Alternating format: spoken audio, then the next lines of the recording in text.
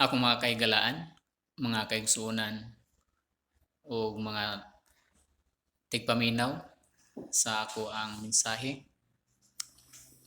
Mayong adlaw kaninyong tanan.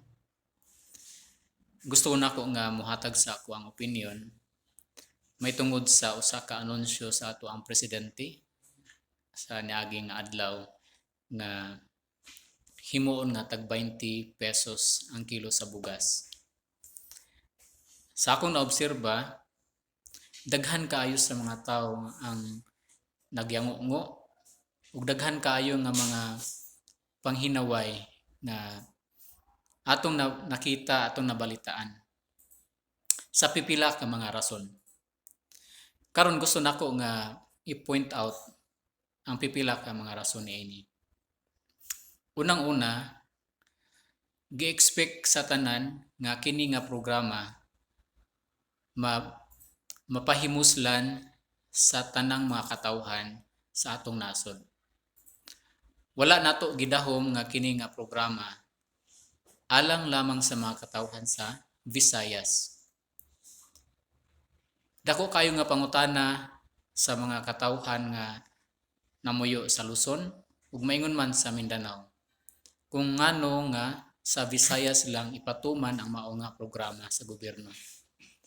Pareha man ang tanan nagaabayad og buhis ug pareha man kita tanan mga Pilipino ug sakop kita sa bansa or sa nasod nga Pilipinas. Ug kini nga programa gikan sa presidente. Sumaw na ang usa sa mga hinungdan nga daghan kaayo nga mga pangutana, daghan kay mga panghinaway ang nadawat ang administrasyon instead na pagpasalamat. Sa akong bahin, bisan ako dili ko mahimuot kung sa yung ani nga pamaagi nga dili patas ang programa sa gobyerno. So, dili nato malikayan, dili nato mapugngan nga aduna gyud mga tawo nga maguol o masuko sa mao nga desisyon sa ato ang presidente. Gusto na ko nga i-point out ikaduha, kini nga budget para sa tag 20 pesos ang bugas gipalit kini sa gobyerno apan makapangutana sab kita kung asa gikan ang pondo nga ilang gigamit niini ug asa paingon ang matigom nila sa tag 20 pesos. Asa mo padulong ang mao nga kwarta. Sa una nga pangutana, kung asa gikan ang budget para sa pagpalit niini nga mga bugas.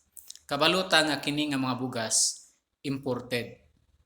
Ug madungog nato or nahibaluan nato sa budget deliberation, no, bisan sa GAA. Kini nga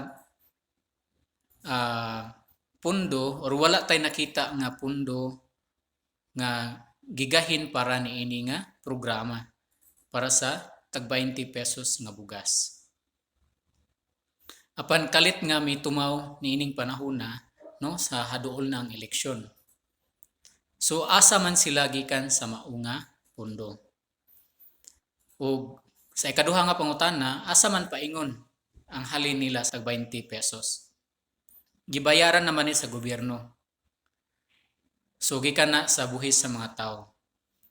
So kung gipalit na nila sa gikan sa nasod, gawa sa nasod og tag 33 ang kilo, unya